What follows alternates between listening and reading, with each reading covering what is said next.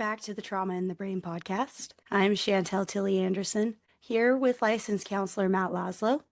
Today we're talking about a topic people bring up constantly, especially after something painful or life-changing, and that topic is closure.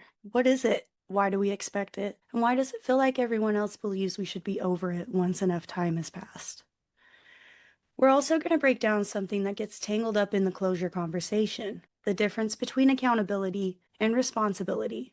A lot of people are stuck waiting for someone to apologize, explain, or make things right, and their whole healing process ends up depending on something outside of their control. Today we're going to slow this down. We're going to look at what the brain is really trying to do when it searches for closure, and discuss what healing looks like when you stop waiting for someone else to hand it to you. So let's get into it. Matt, from a simplified clinical perspective, what is closure in the context of trauma, and what kind of questions or feelings show up when someone finds themselves waiting for closure? Yeah, absolutely. Thanks for having me again.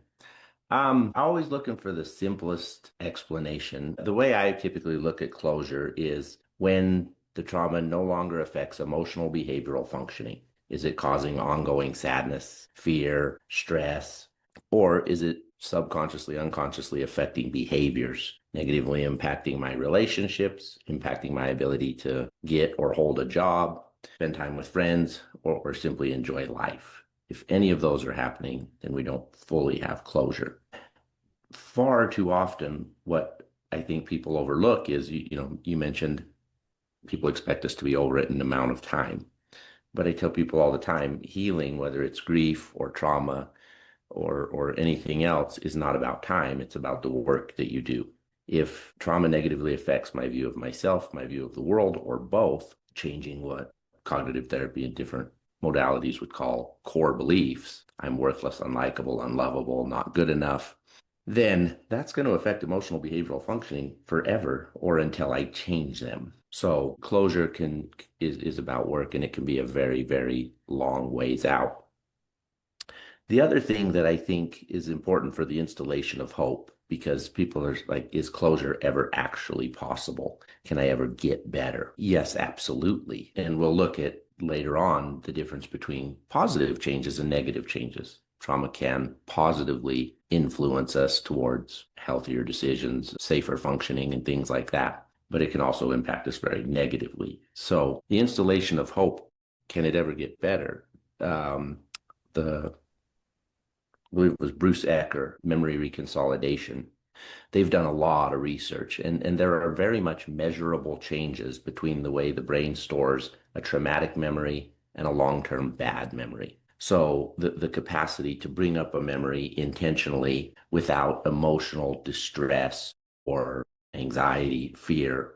And we all have long-term bad memories, and then we might also have traumatic memories that we know I can pull this memory and I'm okay. If I pull this memory, things happen in my body that I don't want to happen. So closure is when a traumatic memory becomes a long-term bad memory. And I always tell my clients, patients, it's not like we can turn a traumatic memory into a good memory. That's highly unlikely, unrealistic, and we're not trying to pretend like it wasn't a big deal. But to be able to store it as just a bad memory and not something that affects me emotionally, behaviorally in the present is what closure looks like.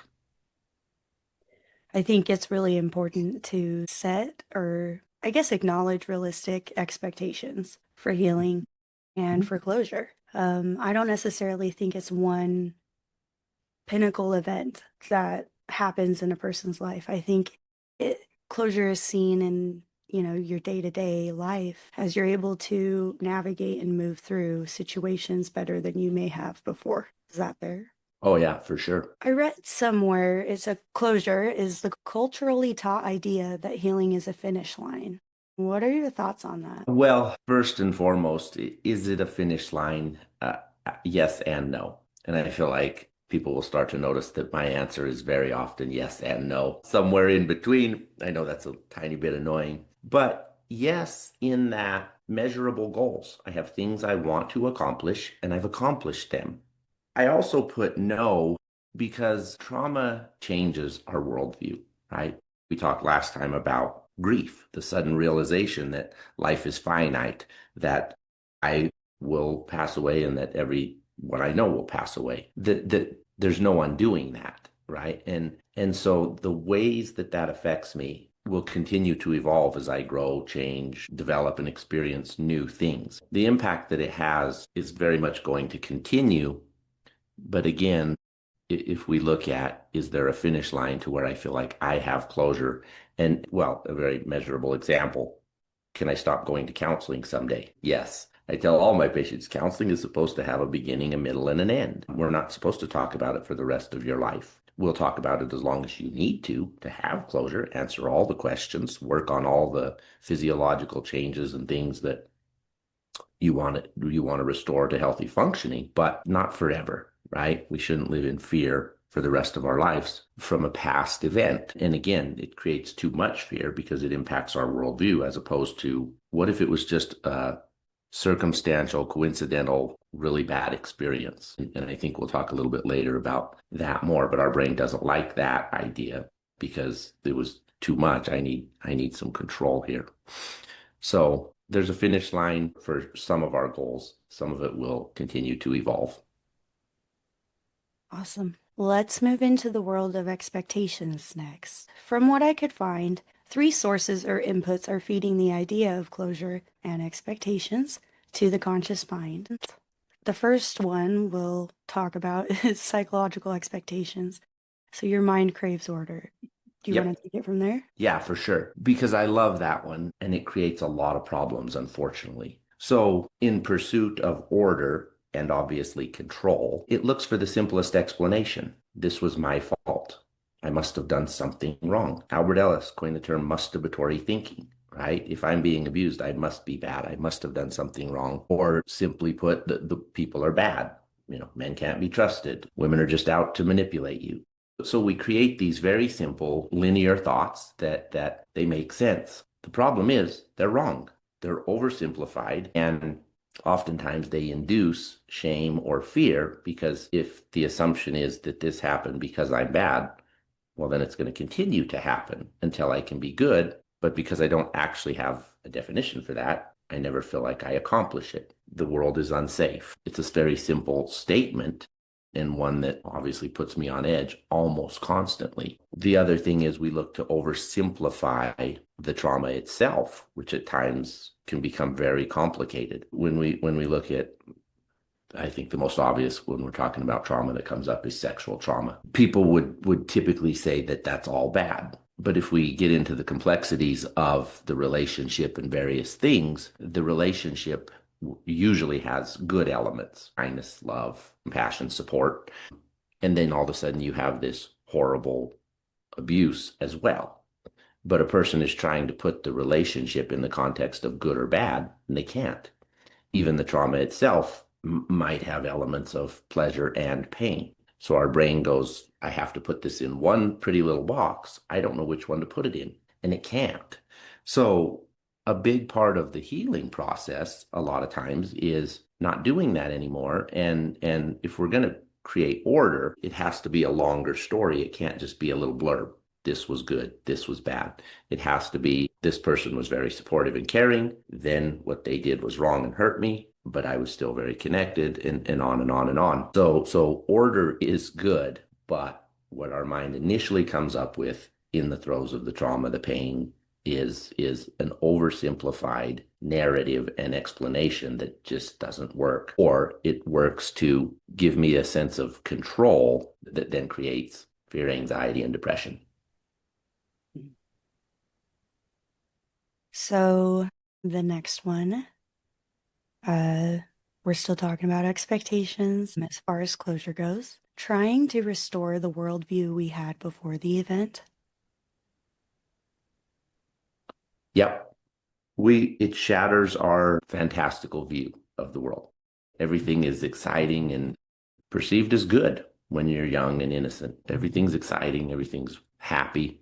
And then tragedy comes along and changes that. And we would love for the worldview to go back to the way it was, but more often than not, that's not attainable. Although, if the narrative created was straightforward, simply put, wrong, like it's my fault, I'm a bad person, then it actually can. Again, memory reconsolidation work I really like because they talk about two sort of narrative changes that can happen. A core belief, some of them can be completely contradicted. They're wrong. I am a bad person. It's not true. But some have to be supplemented. I was helpless, but in the present, I can protect myself. I may have been helpless in that moment of some significant trauma, abuse, but it's not true all the time in the present. The next problem, though, or an additional problem, is if we can't put the worldview back together the way it was, far too often the pendulum swings the other way too far. And my very first supervisor talked about that. He said with mental health and human functioning, the pendulum always swings too far the other way. Of course, you see it in politics as well, but for another time. So the pendulum swings too far. We think everything is safe. We think everything is great. Nothing bad can ever happen as a kid. Then all of a sudden trauma happens, and now the world is unsafe. And I have to be on alert all the time. The fight or flight system fully activates and to some extent never goes all the way back down, right? We wake up in the morning, we turn it on, and we're constantly looking for danger. It's not necessary. You're not in that traumatic situation anymore. I think it was Charlie Daniels had a song called Still in Saigon about Vietnam veterans who came back, but they're still living their life like they're in the jungle. And we saw it. I've often made reference to a friend of mine, my parents, when we were growing up. He had bunkers, he had hills, he had traps in his backyard, guns everywhere. And he would talk about, if people attack, this is the angle they'll attack at. Why are people attacking us in this little tiny town of 100 houses up in the mountains? Nobody's coming to get us, but literally living as though he was in Vietnam. So that's where it changes our worldview and it goes too far. Then I would also put that there are both healthy and unhealthy ways the worldview can change. And a healthy example, two things that I put is if I'm in a car crash and I get significantly injured and I'm not wearing my seatbelt, well, people are going to say, Matt, you should have had your seatbelt on. Okay, yeah, without a doubt, I will start wearing my seatbelt moving forward. And that's a good change, right? You should wear your seatbelt. Although what I will caution, even right here, and I think it comes up again later on, is does that mean it's my fault? Not necessarily. That's problematic, right? Victim blaming. Well, it's your fault you got hurt because you weren't wearing your seatbelt. Well, yeah, but the guy T-boned me. He ran a red light. Why is it all my fault? But accountability versus responsibility, right? We'll talk about that later. So start wearing your seatbelt. That's a good worldview change and things like that. So we make these changes to the way we function, some of them healthy, some of them unhealthy. And a big part of the trauma healing process is separating those out, keeping the good, getting rid of the bad, and then finding that healthy functioning. So the three sources or inputs are psychological expectations, social expectations, and then nervous system expectations. So now we're going to move into social expectations because I feel like you did a wonderful job of covering the psychological side. So with social expectations, there's three main parts that I wanted to go over. The first one is the things we learn from TVs, movies, and story culture. It always offers neat endings. And right there, endings. Like, is there an ending? I don't know. Help me. Possibly. And it's funny, right? As we started preparing for this podcast, I had a friend bring up something recently, and I gave a lot of thought to that whole neat endings thing. And is that healthy or unhealthy? He watched the new Superman, which I have not had a chance to watch yet. And he said he hated it because he was like, he's dead or dying like the whole movie. He's like, he just gets his butt kicked the whole movie. And he said to me, he goes, isn't this the same Superman that when we were kids flew around the world so fast that he turned it backwards in time so he could change something? And I said, yeah, that's right. Yeah. And he said, I just didn't like it. And movies used to very much always have a happy ending. It always worked out. The superhero always saved the day. And I liked that, right? I very much want a movie to end good. And put in here, they used to have good endings, but in one year I had to watch Wolverine and Iron Man die. So we're starting to have these sort of mixed messages from movies where maybe it doesn't always work out. And is that healthy or unhealthy? Life is inevitably going to teach us that not everything has a happy ending. People die. There are things that we do not succeed at. For me personally, I like a movie that has a happy ending because of it sort of installs hope and I think an attitude that you try no matter what. I don't think hope is ever a bad thing. And actually, it's not just a thought. Callie Charo's research, positive expectations lead to positive outcomes. So hope is not a bad thing. People would say, well, there's such a thing as false hope. Yeah, this is true if we're chasing some delusional, realistic, unattainable thing. But more often than not, that's not the case. It's just going to be really hard. So we want to pursue it. Again, in terms of closure, though, does the way movies and TV portrays outcomes lead to problems? Yes, because it oversimplifies it. So I think that they've done a pretty good job though of balancing both. So you have the movies where everything works out, you have the movies where they don't. And I feel like they've started to show how trauma can affect people long term. One of the things that I thought was interesting, and I don't know if we can reference TV shows specifically, but Peaky Blinders was a TV show that I watched. And in it, the three main characters, the brothers, were all in a war, a pretty significant war, and they have terrible PTSD. Of course, it never says that, right? But the oldest brother's smoking opium. The other two brothers are raging alcoholics, fighting all the time. And they just have these nightmares and these flashbacks. And you see it affecting functioning almost throughout the span. The things get a little better, but they don't necessarily heal. Just kind of create these less maladaptive ways of coping throughout, but it's very much maladaptive. So again, I like that it shows, look, this takes a toll and you've got to do the work to change it. Just getting rich won't fix it. Just having a partner won't fix it. You've got to go in and do the work specifically to what changed in terms of core beliefs, autonomic nervous system functioning, and things like that. And that's when there is closure. Would you agree that it seems like society treats healing like productivity, quick, neat, and linear? Yeah, for sure. And what I put, and this is not the whole reason why, but I think it's a very much overlooked component of why seeing someone suffer is tough. Your partner, your friend, your child, and we don't know how to help them. So that discomfort sometimes causes us to say very inconsiderate, insensitive things like, you should be over it. It wasn't that big of a deal. It was a long time ago. Why are you still talking about this? Get over it, right? Their own discomfort, sitting with somebody. Well, one of the things that I often tell people is if you've ever sat with somebody who just lost a very, very close loved one and they're wailing, right? I gotta tell people it's not crying, it's wailing, right? This guttural, almost scream. There is something deeply inherently human inside of you that says this has to stop. I have to help this person. This is terrible. And your fight or flight system really kind of goes off. Well, a trained professional knows you don't need to fix this. And in fact, anything you do to try to help is probably going to make it worse, right? Because we say things.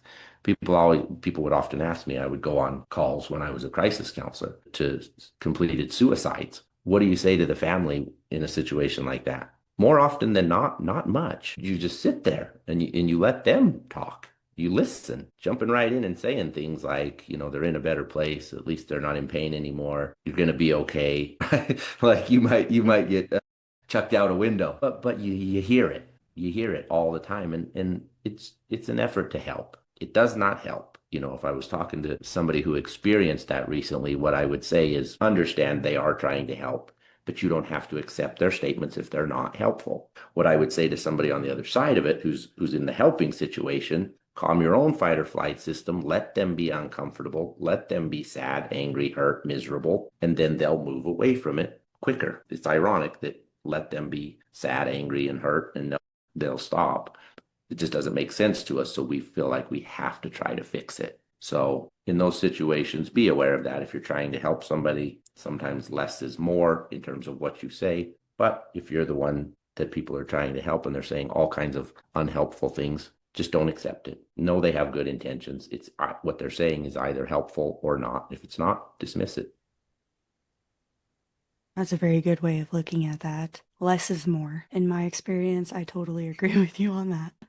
Yeah. Yep. So we're going to jump into nervous system expectations next. And what I put here is an overwhelmed nervous system is it wants relief. Along those lines, what do you have to say about that? Yeah, and I built on that and just said it doesn't want relief. It absolutely needs relief. And I read a book recently, Bruce Lipton's The Biology of Belief. And I love a metaphor that he gave in that in terms of, your fight or flight system, an overwhelmed nervous system being activated. He said, imagine Olympic sprinters, right? They get into the blocks, kind of, they're moving around, they're pretty loose. And then all of a sudden there's this tightening that happens, right? On your mark. And he said, you could see, like even through the TV, you can see every muscle fiber tense up. The lungs fill with air, blood starts pumping, right? And get set, everything is ready to go. It's an energy that just pulses through the entire body.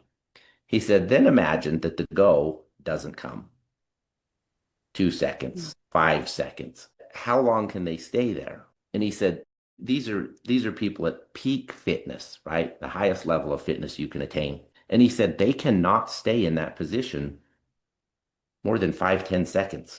And they call it, right? Get on your mark, get set. Then they call a fault and everybody stands up because you can't stay there. Well, with unresolved trauma, we spend a lot of our day just like that. And physically, it is killing us. Since I started working in true integrated care, I tell people that the connection between the mind and the body, you just see it all day, every day. Living in a state of fear changes my physiological functioning and even a small physiological change, right?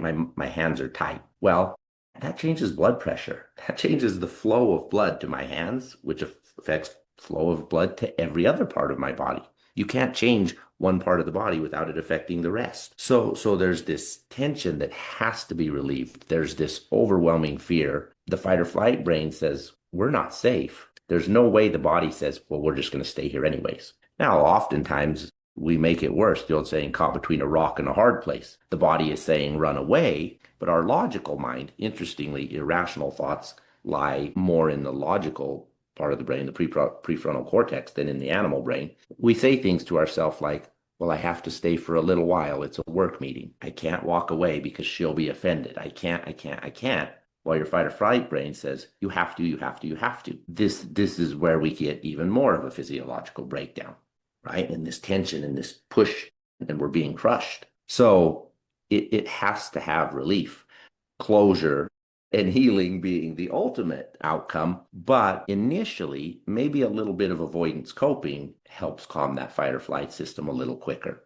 And I've historically been one that avoidance coping is not healthy coping, but trying to be open-minded and humble. Author that I really like, Babette Rothschild, in one of her books, talks about you got to let patients have avoidance coping sometimes. Like it is so much better than maladaptive coping, right? Alcohol use, different things. And so I jokingly tell people I've softened on my stance on that a little bit. Sometimes avoidance coping for the sake of your fight or flight system and your physical health, yeah, go with it. Take that break, walk away. Don't go to that event. Don't hang out with that person. When it's affecting behavioral functioning like that, then continue to work on closure, but give your fight or flight system those breaks. It is significantly better for your physical health. So let's take a moment to sit with the idea that closure was received. When we're there, what then? Are we left with a void that isn't filled and emotions or behaviors that are conducive to healing? It's a good question. And I think where that comes from, the void that you're referencing, is what a lot of people are experiencing.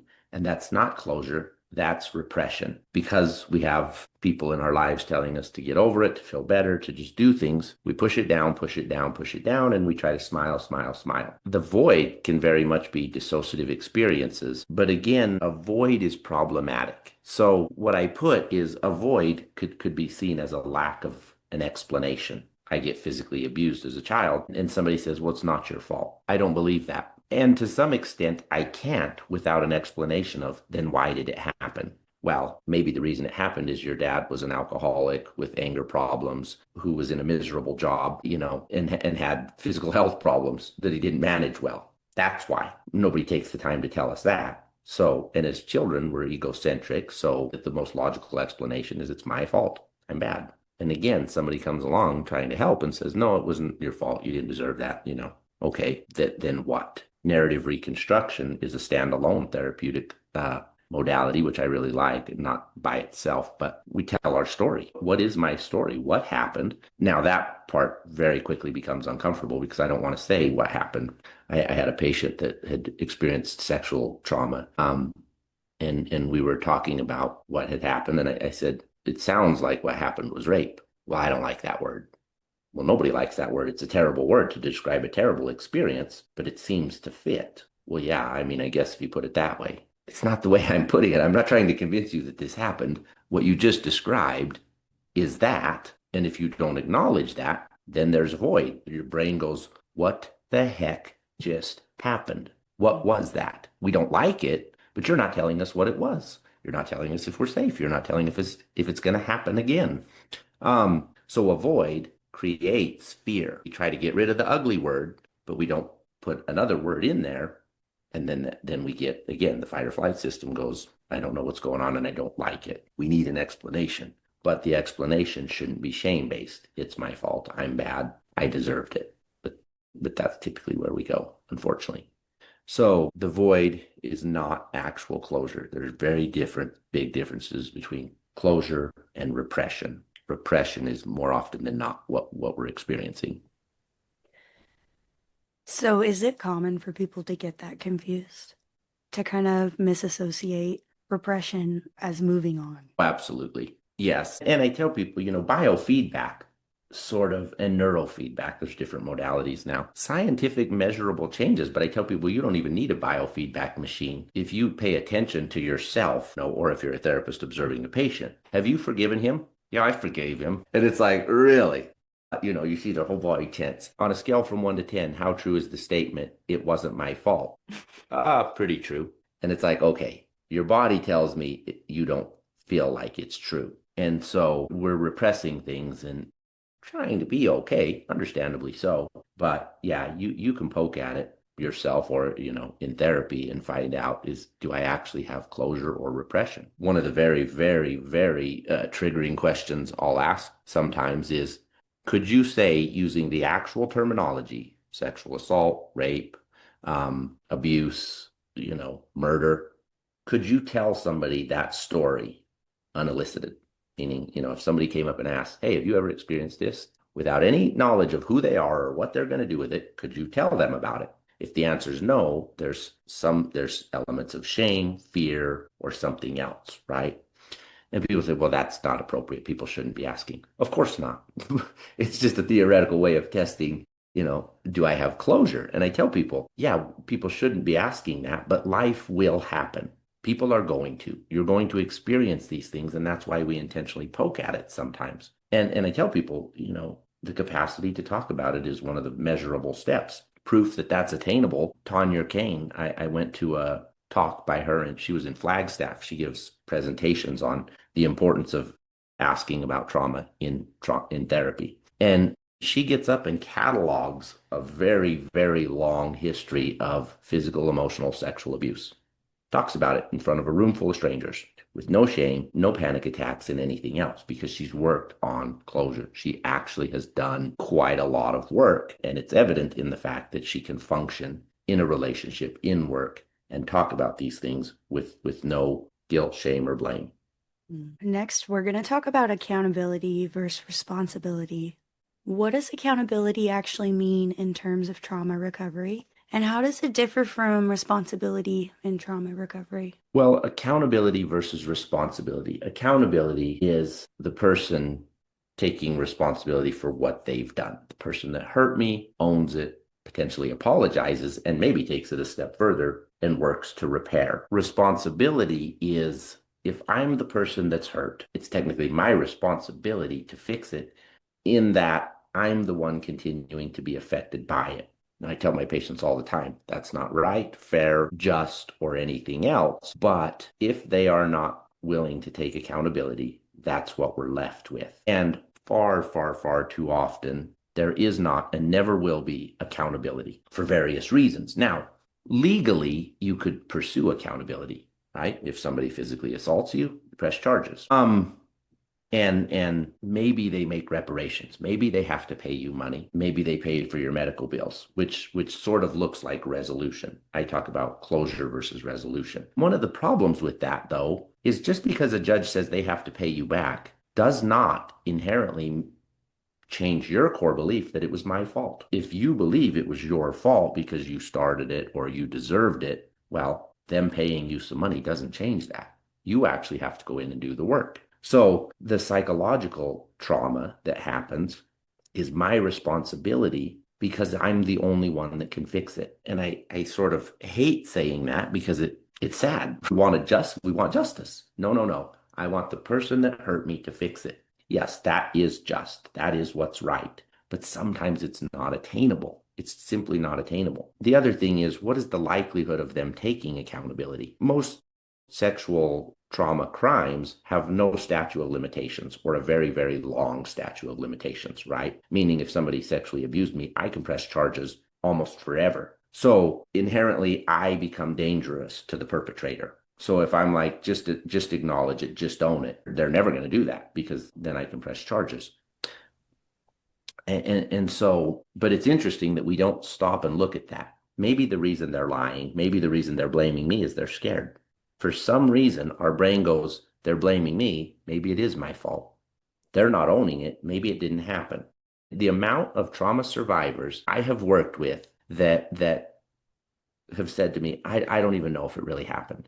I tell people, the second you walked through the door, I knew we were doing trauma therapy. All the signs and symptoms are there. I believe you more than you believe you. I can see it. There's measurable things here that suggest a history of trauma, but we don't want to believe it, right? That neat order that we want things to be in. It's a terrible statement. And then it sort of implies that now I have to do the work. So accountability is absolutely something that we should look at when possible. I believe that there is validity for sure, and there always will be, to holding people accountable.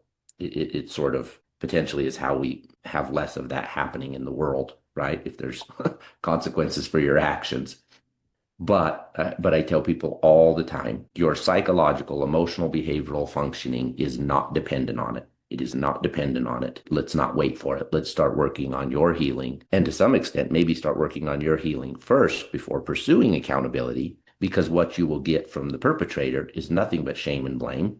And it doesn't help that if you go to court, you might get more of it. I mean, there's literally, things in place that attorneys and other people aren't supposed to drag your personality, who you are, through the mud in a pursuit of, winning their case. But they do. I've worked with enough trauma survivors in active court cases that things like, well, you wanted it, or you were being, you were having lots of sex at the time, and all kinds of things that they just attack you with. So it's like, you've got to have some healthy narratives in place. You've got to have your truths. Otherwise, your fears, the things that you already are kind of pondering, will get reinforced. And then it's just re-traumatizing and a terrible experience. So responsibility and closure are more attainable, healthier than resolution, but it does not mean that we don't pursue resolution or accountability whenever possible.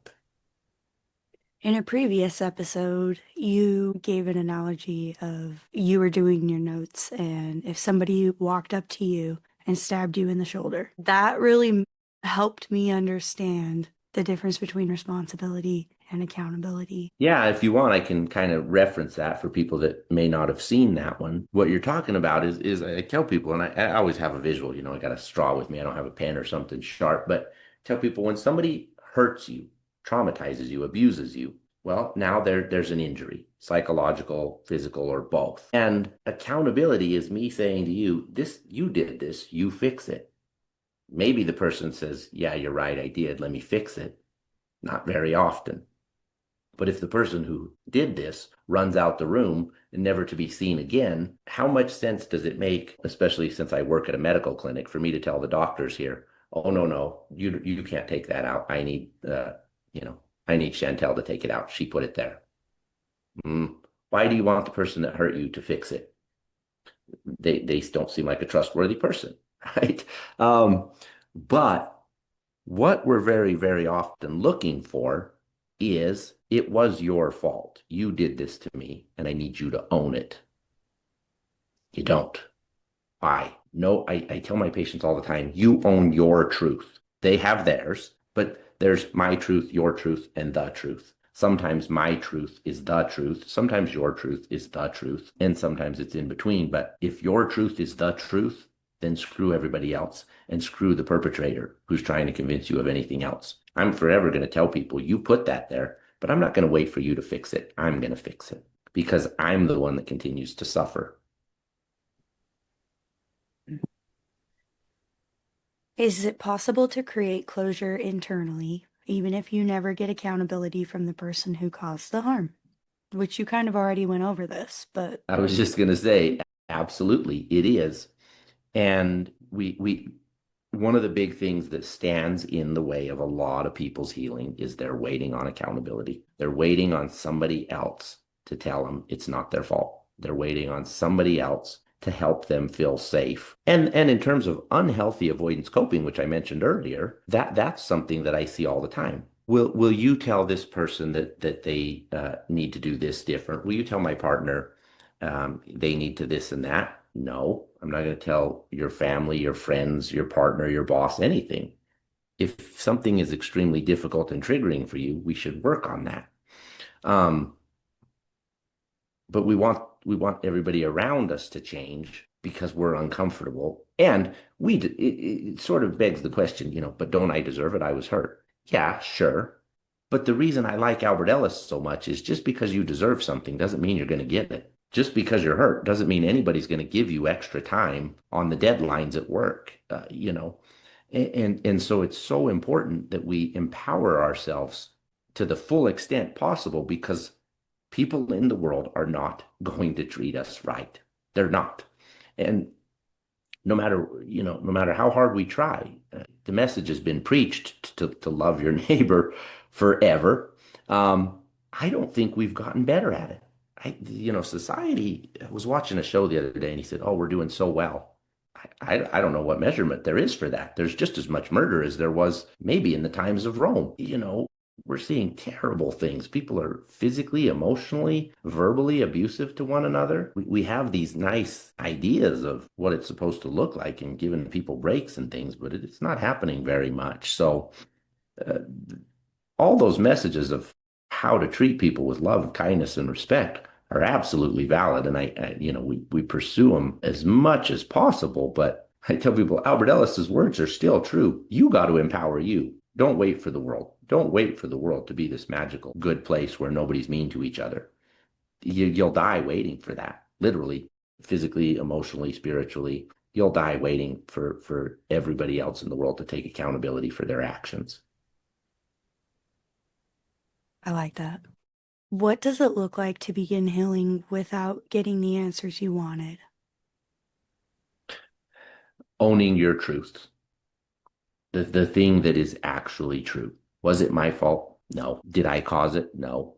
Did I deserve it? No. Then why did it happen? I have a thing that I came up with working with trauma, and one patient in particular who was basically screaming at me, "Why did this happen?" And I felt like I had to give them some kind of answer, and felt like it worked out well, and it was sort of psychologically informed and some other things. But circumstance plus choice plus coincidence equals Y. And what does that mean? Well, circumstance. If you weren't in a house with your uncle who was a perpetrator, you'd have never been sexually abused. The choice. Now I put them plus me because, well, I went upstairs. Okay, yeah, if you hadn't done that, it wouldn't have happened. Doesn't make it your fault because their choice was to do what they did. They did that. And then coincidence, why was nobody else up there? My mom was always upstairs. Coincidence. I don't know. She twisted her ankle that morning. It's chaos. It's absolute chaos. So I tell people if you want the why, that's the narrative, what it's going to look like. Circumstance plus choice, mine and theirs, plus coincidence equals why. But far too often people don't find a lot of comfort in that because there's too much chaos involved. the coincidence and the circumstance, which I don't control. No, no, no. I want a pretty answer like it was my fault. And as long as I don't do this again, it'll never happen again. Yeah, that is a pretty answer. It's also an unrealistic lie. I've started telling people, do you want to embrace an uncomfortable truth or a comfortable lie? A comfortable lie is it was my fault and I can fix it. No, it wasn't your fault and it can't be undone. So we have to embrace actual truths. And it's not just saying it, it's believing it, and to some extent knowing it. I am not a bad person. I don't have to tell myself that in the mirror. That's a deeply ingrained belief system for me personally, because I don't believe in bad people. I believe in people that are doing good or doing bad. And Lord knows I have bad behaviors that I work on, but I don't let it define me. So if somebody says, "Oh, you're a stupid jerk. You're an awful person." No, that's not going to cause me any misery. I don't believe that, but we have to work on that. It has to be a core belief system. If someone listening feels stuck, waiting for closure, what is the one thing you want them to take away from this podcast? A sense of empowerment. Closure and healing are within your grasp. They are attainable, and you need nothing from the perpetrator or the person that hurt you. You need nothing from them. You can fix it on your own. Asking for help, it's allowed, it's advised. There's nothing wrong with it. But healing ultimately is on you. I talk to people a lot about mental healing is very different than physical healing. Physical healing can almost happen against my will, right? If I have strep throat, somebody sneaks some antibiotics into my food and it goes away. Mental is the complete opposite. I can't change your core beliefs. I can prove to you logically on every level that it wasn't your fault, that you didn't deserve it, and that the relationship you're in is currently safe. You don't have to accept it. So it's a catch-22 of working on closure and healing, a catch-22 in that nobody else can do it for you, and that sucks. But you can do it. It is possible. It is attainable. And on some levels, that is so awesome. At the end of the journey, you get to say, I did this. I tell all my patients, when you're done, the narrative won't be, Matt helped me or Dr. So-and-so helped me. No, you did it. You accomplished this. Yeah, we were there helping, we'll give you some coping skills and create a safe space for you to process, but you do it. You do the work. And that's empowering and I think just kind of all around awesome. We have to break out of the if you've been doing it for a long time, I've tried for a very long time, and I just don't know if it's possible. I don't know if it's attainable. Well, I can't remember if it was Einstein that said insanity is doing the same thing over and over again, expecting different results. We tend to try repetitively the things that just don't work. And it seems like logically it should, but it doesn't. And I tell people there's such a thing as good giving up. Give up on what has not worked and is never going to work. Try something different and you can get there. The end goal is to have changed your core beliefs, improved emotional behavioral functioning, and to have overcome tragedy. Not to get over it, not to pretend like it never happened, to move through it and overcome the impact that it had on you. And the narrative, I'm a survivor, is something to be proud of, not ashamed of. Beautiful as always. Perfect end to a perfect episode. Thank you, Matt. Thank you. If you have thoughts, questions, or ideas for future episodes, you can reach out anytime at traumaandthebrain@gmail.com. I have set up a donation page directly on our website, which you can find at www.traumaandthebrain.com. Our episodes stream on our website, YouTube, Spotify, and Apple Podcasts. And thanks for joining us today. We'll see you next time.